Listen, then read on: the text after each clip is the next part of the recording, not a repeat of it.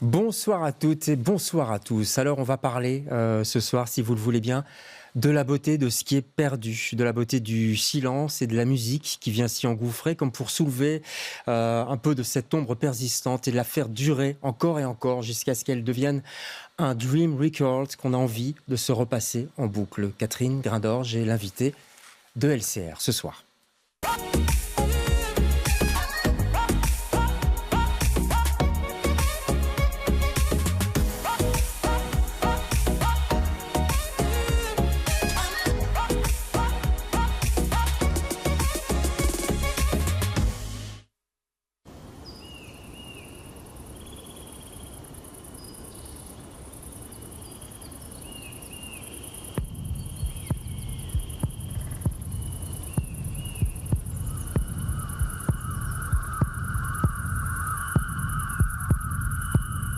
In a garden of roses,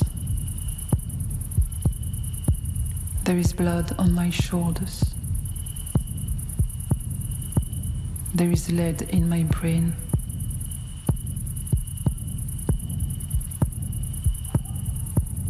In a garden of roses, there is blood on my shoulders. There is lead in my brain.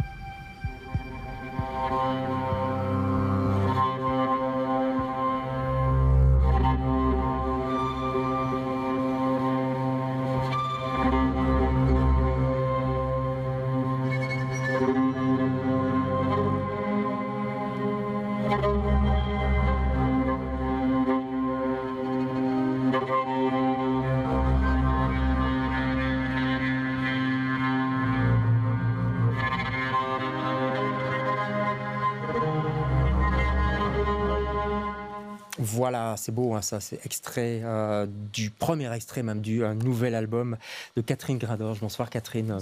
Ça s'appelle John. On va bientôt John. On va bientôt comprendre pourquoi. C'est extrait donc de cet album qui sort demain, qui s'appelle Songs for the Dead. C'est votre quantième album déjà? Alors c'est mon troisième album solo. Oui, parce que vous avez effectivement... Solo avec des invités, mais c'est voilà. C'est en votre solo. nom, quoi. En mon nom, oui. Si je puis dire. Comment on se sent comme ça à la veille de la sortie d'un album, Catherine? Un peu fébrile? Comment ça se passe? Un peu comme quand on était enfant et qu'on attendait la venue de Saint-Nicolas. Ah oui. D'accord, donc on ne dort pas. Un peu excité, sauf que là on sait qu'on va avoir plein de cadeaux. Et ici, c'est une excitation comme ça. Ouais. Parce que ça n'arrive pas souvent dans la vie d'un artiste. On ne fait pas 10 000 albums, quoi, je veux dire. Donc, c'est quand même des moments importants qui jalonnent votre vie, non? Oui, et puis un album, c'est aussi tout un temps de gestation, de création, de réflexion. Et le moment où ça sort, c'est comme un film, comme un spectacle. Ouais. Tout à coup, il y a quelque chose qui se relâche aussi. Ça va permettre aussi après de passer à autre chose et de pas tourner la page, mais peut-être passer à la scène aussi. Passer à la scène. Vous aimez aussi ça, la scène? Oui. Donc ça, c'est l'aboutissement de l'album. Il y a l'aboutissement, il y a la confection de l'album, on va en parler, puis il y a le début aussi, il y a l'impulsion, la première impulsion. La première impulsion, on va vous faire écouter une voix et vous allez me dire qui c'est. Écoutez. A drunken night in my house. San Francisco. I lay asleep. Darkness. These are all separated by colons. Voilà, on ne peut pas tout passer évidemment, c'est Allen Ginsberg, légende de la Beat Generation, qui récite un poème de manière particulière. C'est ça qui vous a touché en fait. Il parle d'une femme, Joan, justement. Oui, alors donc moi j'ai découvert ce poème qui n'a pas été édité donc sur papier, dans un recueil, A Dream Record. Je l'ai découvert sur YouTube parce que je voulais entendre la voix de Allen Ginsberg. Et donc, ce qui m'a frappé, c'est qu'il raconte un rêve, et c'est pas drôle en fait, parce qu'il raconte qu'il revoit Joan Vollmer, la femme de William Burroughs, qui a été tuée accidentellement par lui. Il joue à Guillaume Tell, quoi. Voilà. Mais ils étaient sous l'emprise de stupéfiants et d'alcool. Et voilà, donc ça c'est l'histoire que je ne connais pas à ce moment-là, au moment où je découvre ce poème. Mais la manière dont il le raconte, comme s'il racontait, je suis sorti au bar, j'ai vu John, j'ai fait ça. Je trouvais ça super intéressant parce qu'en fait, il parle de choses essentielles, il parle de la mort, il parle de la disparition. Et voilà. Et donc, je suis partie de ce poème. Vous voulez dire c'est ce décalage par rapport à la brutalité de ce qu'il raconte et la légèreté de la manière dont avec la manière dans laquelle il le raconte qui vous a touché? Oui, à la fois ça et aussi le fait qu'il raconte que dans son rêve, il voit son amie et qu'elle est vraiment réelle. Et puis, il se rend compte qu'en fait, elle est décédée. Et c'est quelque chose... Et c'est quelque chose qui, moi, me hante, cette thématique de la mort. C'est une obsession, la disparition. Et puis, c'est vrai que dans les rêves, nos disparus, les morts réapparaissent. Et parfois, c'est tellement réel et on leur parle. Et puis voilà, ça disparaît. Comme Eurydice. Orphée, que vous allez chercher. Voilà. C'est des choses qui vous arrivent, ça. Je vous avais vu au théâtre pour un spectacle autour de votre papa, où vous réquisitionnez, entre guillemets, les souvenirs et le fantôme, entre guillemets, de votre papa. Donc c'est quelque chose qui vous poursuit. Oui. Votre père et puis d'autres, parce qu'il n'y a pas que nos pères qui meurent autour de nous. Ma propre disparition aussi. Avec le temps, je suis moins angoissée, mais... l'absurdité de la vie qu'on parvient à transcender par l'art, par l'amour, est une thématique qui me poursuit. C'est étrange d'être là, ce sera toujours étrange. C'est étrange de partir pour toujours et de ne plus jamais revoir des gens qu'on a aimés. Et il reste nos enfants quand même. Alors oui. On les a aperçus dans le clip là tout à l'heure. Il y a un côté... un peu théâtral chez vous, mais dans le bon sens du terme. C'est pas du tout péjoratif. La danse aussi est importante, on a pu le voir, mais... Donc je précise que la jeune fille qu'on a vue, c'était ma plus jeune fille. Voilà, c'est ça que je voulais dire en fait. Ilona, et que le clip a été réalisé par mon conjoint, Elie Rabinovitch. Qu'on salue s'il nous regarde. Très beau clip d'ailleurs. Les voix masculines, c'est quelque chose aussi qui vous poursuit. On se souvient d'Iggy Pop, évidemment. Ici, c'est Simon Hugh Jones, c'est ça. On va regarder ce qu'on appelle un teaser qui a été filmé avec les gens qui vous entourent à la fois, donc la voix, le bassiste, etc. Puis on va parler de ces messieurs juste après.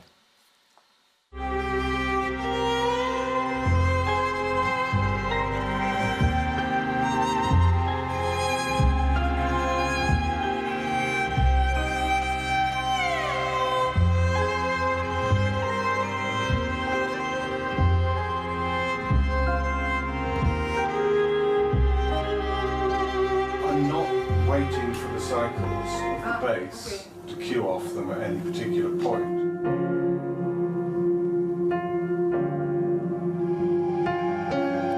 With your hair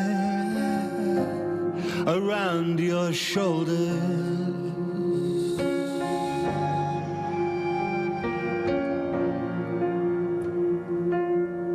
you're not following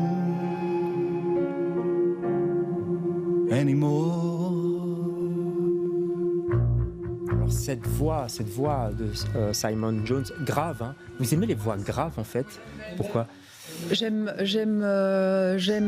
C'est comme une complémentarité. au violon J'aime une voix sombre et romantique et quoi et oui. Parce que ça donne quoi? Ça donne de la densité à votre musique? Oui, puis j'ai l'impression que ça se complète avec le côté féminin et plus léger et délicat du violon. Et donc oui, c'est une constante chez moi. Ouais. Vous savez aussi vous entourer à chaque fois. On va les citer quand Mais même. je voulais juste, oui, donc Simon Hugh-Jones, Allez-y. qui est le chanteur de And Also the Trees, Oui. qui est un groupe qui existe maintenant déjà depuis 40 ans, que j'ai découvert via Ellie, mon compagnon, parce que je connaissais très très mal. Et donc, c'est grâce à lui que j'ai découvert cette voix. Je me suis dit, il y a une dimension poétique. J'aime bien son écriture aussi, à Simon Hugh-Jones. Et il y a une dimension politique et... Poétique, bah, oui. Politique au sens large. Pas tout à fait, ouais. oui. Et un peu théâtral, mais dans le bon sens du terme aussi, qui m'intéressait. Parce qu'effectivement, pour cet album, je l'ai construit davantage avec une certaine dramaturgie, en partant de ce poème, de l'histoire de Joan Vollmer. Et c'était les pôles centraux. Et puis après, j'ai demandé à Simon Jones d'écrire des textes à partir du mythe d'Orphée et Eurydice, parce que pour moi, il y avait un parallélisme entre Orphée qui essaye d'aller chercher Eurydice aux enfers, et puis elle est là, très réelle, et puis il la regarde et elle disparaît à jamais. Voilà. Donc Simon Hugh-Jones. On peut citer aussi Simon O au clavier, Pascal Imbert à la basse. Vous avez l'air de bien vous entourer. On se souvient de John Parrish aussi comme producteur, et puis il y a eu Hugo Rey, Iggy Pop. Oui. Mais ce sont des coups de cœur, en fait. Je travaille avec des femmes aussi, mais plus en théâtre et en danse. Mais c'est vrai qu'en musique, pour moi, c'est important d'avoir le yin et le yang et d'avoir cette présence masculine. Voilà, j'aime ça. Quand je choisis ces personnes, je me rends compte après coup que je me trompe pas. C'est des belles personnes. Et nous, on aime votre album. Il y a une légère...